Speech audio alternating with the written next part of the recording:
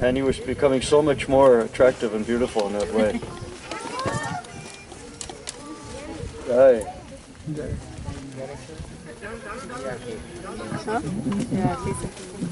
So today is, according to American calendar, Thanksgiving. This particular holiday is not observed in every country of the world.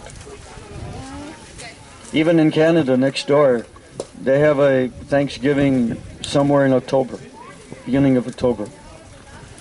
And then here in India, we were here last year, and you were having some celebration here in South India in January, isn't it, Pongal?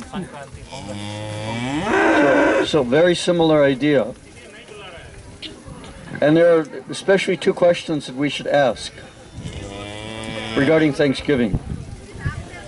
Is what we should be thankful for, and to whom we should be thankful for.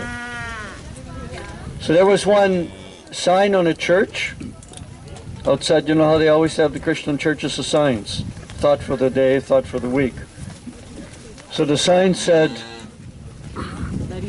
what if you woke up tomorrow morning, only with those things for which you had offered thanks the day before?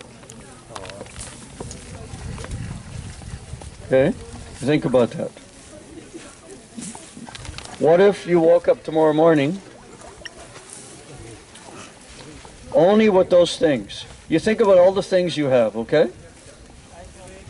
So what if you woke up tomorrow morning and you only had those things tomorrow for which you had offered thanks today?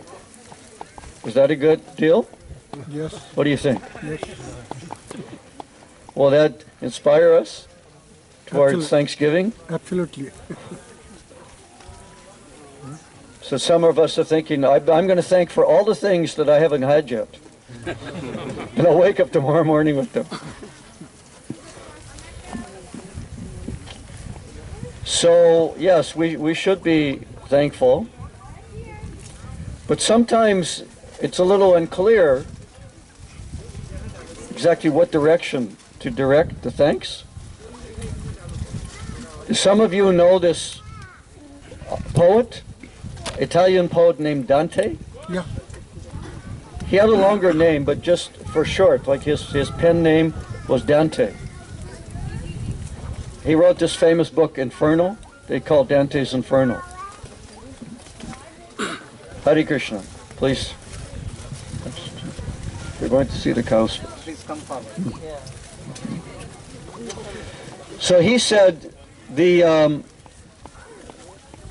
worst moment for an atheist, the worst moment for an atheist. You know what atheists are? The worst moment is when a feeling of thanks springs up in their heart, but they don't know who.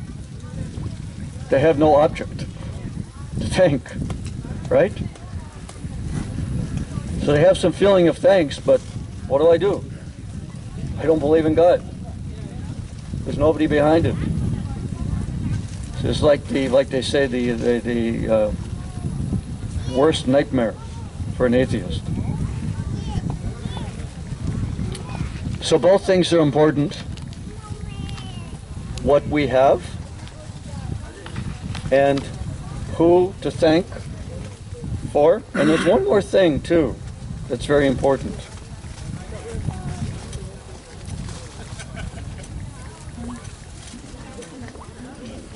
The purpose of life is to develop pure love. Prema Pumarta Mahan, Chaitanya Mahaprabhu described. And the ultimate object of that love, the only one who will not let us down, who can reciprocate our loving exchanges to the ultimate, is the Supreme Personality of God.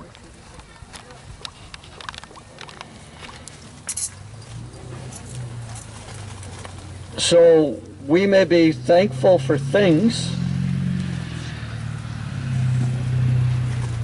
but better than things, more important than things are knowledge. Knowledge is more important than things. Ultimately, things are not the most important things in life. Again, because that only thing that will satisfy our soul is love of Godhead.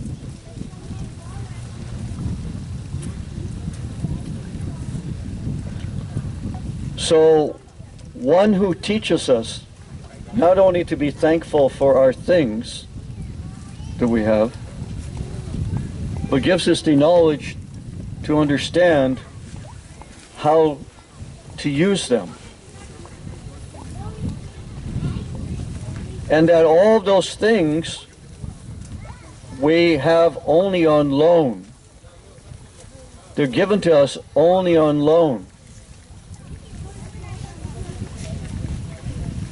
So I'm not just talking about all the things that you've gotten bank loans for, to buy your house, your car.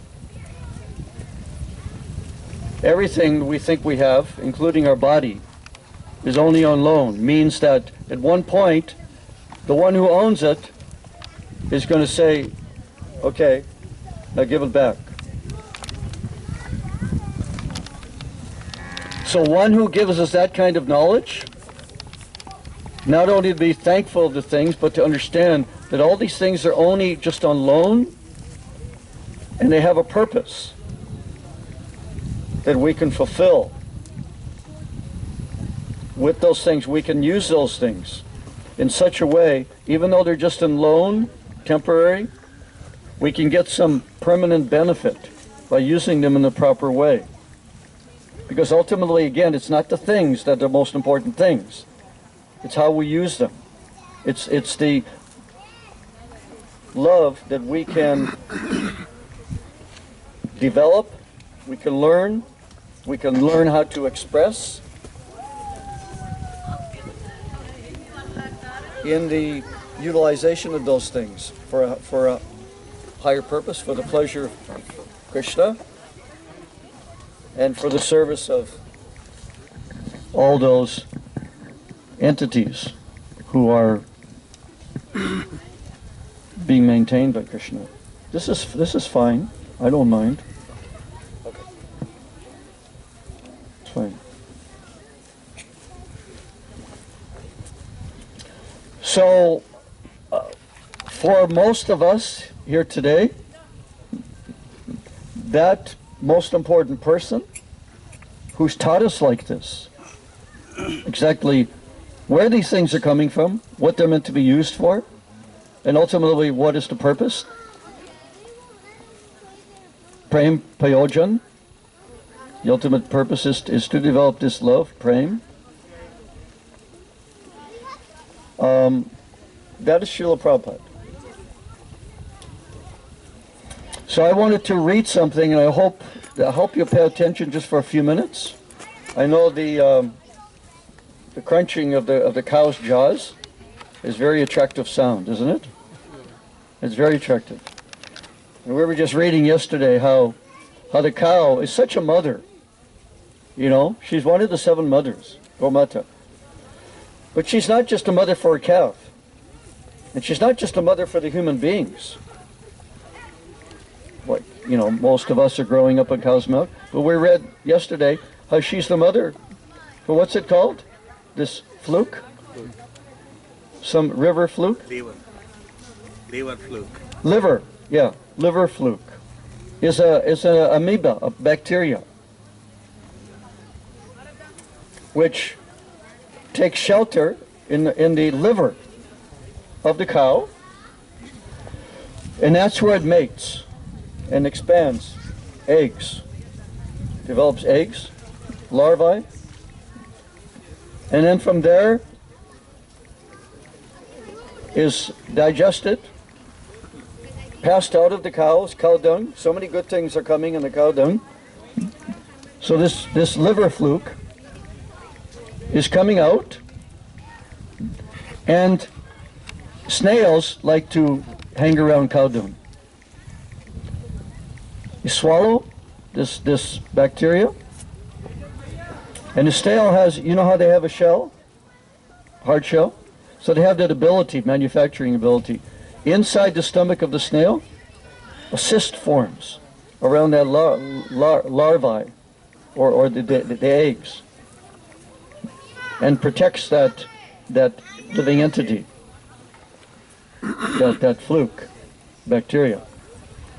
And then after a while, it goes from there, passed out from the snail, in this cyst form, which is protecting it. It's protecting it such that when it's passed out, the ant eats. And so many larvae are coming in the cyst, and the ant, so many ants are eating.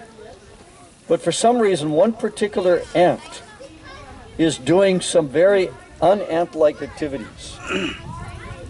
Because this larvae, this fluke, somehow or another, it learns when it's within the body of the ant, it starts to mess around with its nervous system. It performs some surgical operation, and it crosses some wires there, some nerves. And the ant starts doing some very weird things. Most notably is that ant, when all the other ants are going for sleep at night, snug as a bug, they say, this one ant goes with the larvae in its belly or in its system, which has crossed some wires in its nervous system, and it just crawls up to the big top of the grass in a pasture where the cows are. And the cows will come and they're eating the grass. And they're eating, and then they eat this. And then that larvae, the eggs, goes into the belly of the cow, into the liver, and that's where they mate and regenerate the whole cycle again.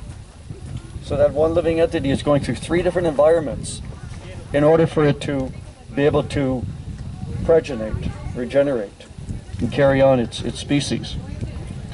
So in that way, the cow, who knows how many kinds of living entities it's giving mothership to and shelter to. So selfless. So Srila Prabhupada, I personally grew on a farm up in Canada, Alberta. And we had half a dozen cows. And we used to take the milk. I used to milk when I was a kid. And I used to herd the cows maybe a mile away and come back and bring them back at the end of the day. Of course, I didn't know Krishna at that point. And I had no idea that there's something relishable and respectable and worshipable about being a cowherd. So I remember, though we used to slaughter hogs, chickens, like that, we never killed the cows. My father would not kill us. Too much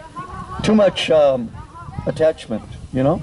Too much communication there, too much connection, too much advanced soul there. So he couldn't kill the cow. We used to send them somewhere. But I had no idea how valuable the cow is, and how humble and mother-like and worshipable, and how valuable just for our economy in all traditional cultures. And even when I came to Krishna Consciousness Movement, I was reading Prabhupada's books, but it didn't dawn on me. Over and over again he's saying these things, but it didn't dawn on me until many of you know the story. I passed some large dairy farm by Yuma, and I saw tens of thousands in the hot sun, and some of them were taking shelter and they neath the tin roof, and they had no grass, nothing, just dirt. And it just dawned on me that this is not the way to live. This is not the way to treat the cow. And I thought that I'm going to the store and buying the milk, and I'm the cause, one of the causes of the way these cows are being treated. So then from that day on, we started to make some research and, put some programs together. And some of you were there when we gave the program, and Dr. Mishra really took it to heart and started to